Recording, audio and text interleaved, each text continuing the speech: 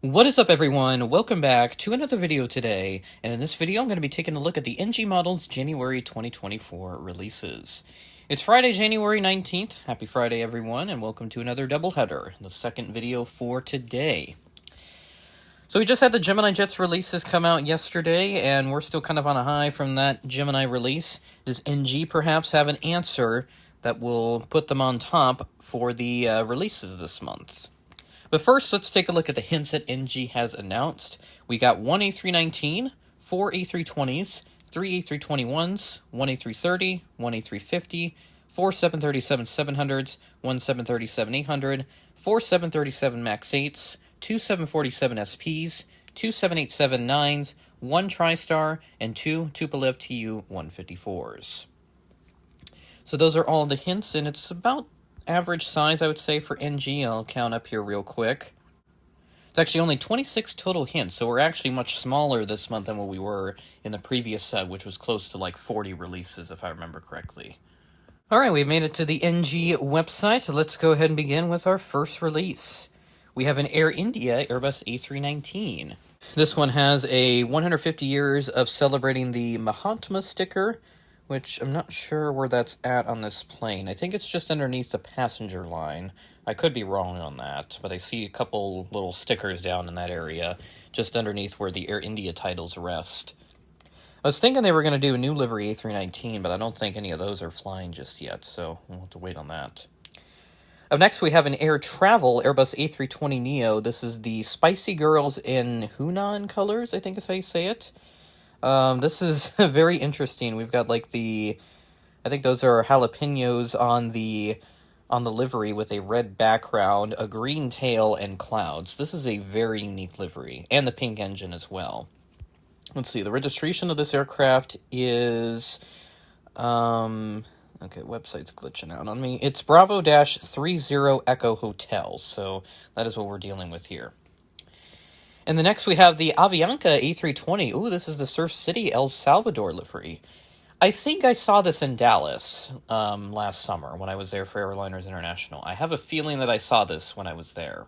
So may have to think about getting that just for that sentimental value. But I know Avianca has introduced not necessarily a new livery, but a modified livery where they introduce a lowercase a to the first A in Avianca. So we'll have to see if they repaint that, and I'm sure they will, wouldn't be surprised. Next release, we got a China Airlines A321neo, regular livery, no special stamps, stickers, or other fun things going on with it. Next up, we've got a Korean Air A321neo, again, same as the China Airlines, without any special stickers or liveries going on with it. Looking really good there. And then there's also another one here as well. This one just has a different registration in this case, so we're going off with the duplicates once more. We have a Qantas Freight, A330-200 passenger to freighter aircraft. This is with the Australia Post sticker. This is the first A330 freighter for Qantas Freight as well, operated for Australia Post and is named Hercules.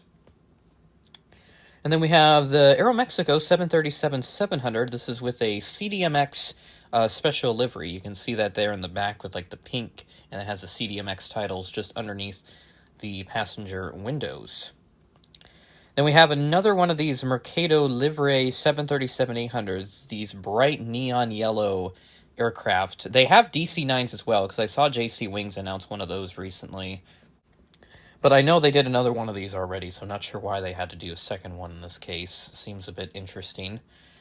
We have a Swoop 737 MAX 8. It would have been nice if they did one of these when Swoop was still flying, because as of last October, they have since folded back into WestJet. Name of this aircraft is Swoopster. And there's another one in here. This one is named Toronto. And then a third one as well. You have Halifax with the aircraft name on this example. Then we have a Qantas 747 SP with a Sydney 2000 gold. I'm not sure what that means, but there's a little sticker just above the one of the boarding doors on the main level, right on the hump. So I'm guessing that's what it's referring to.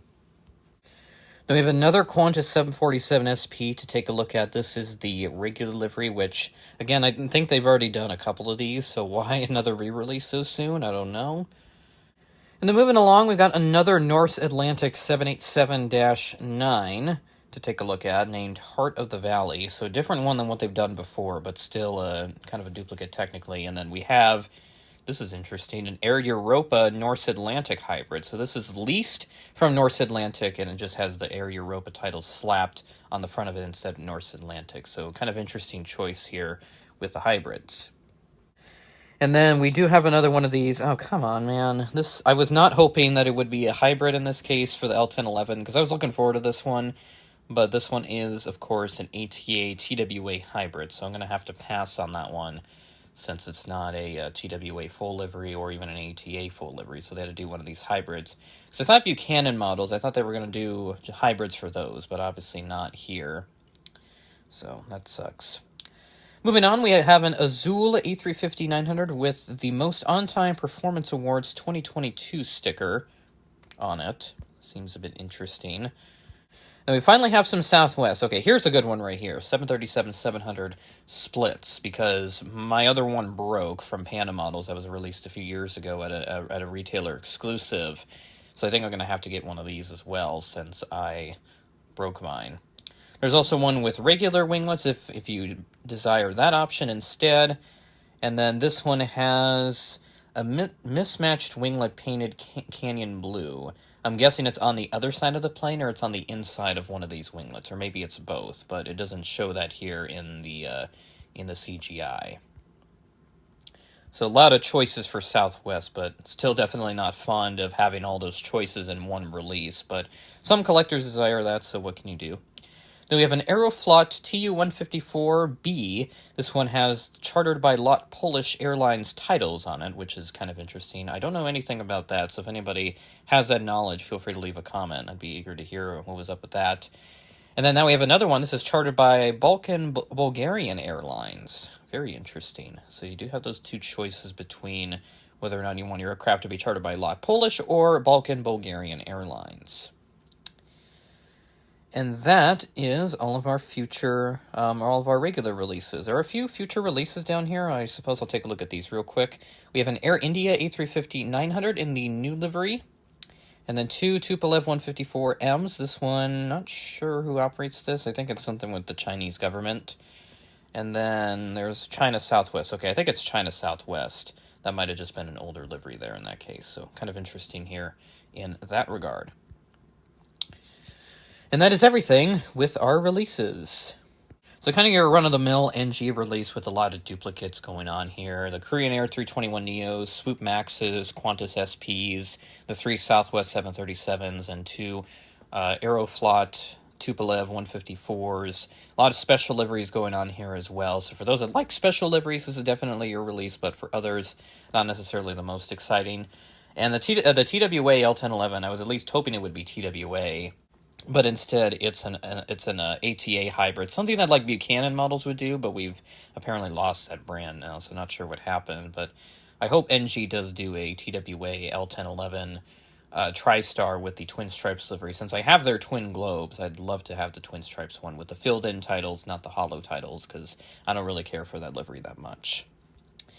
So really the only pick of interest for me out of this release would have to be the Southwest 700 splits, since I need one of those again, since my other one broke, so I'll have to think about pre-ordering that, hopefully very soon in that regard. I've been busy with other things, and other manufacturers have been putting out great stuff, so my money's been kind of going over there, so I'll have to work something out with the Southwest and a couple other models that I've yet to pre-order.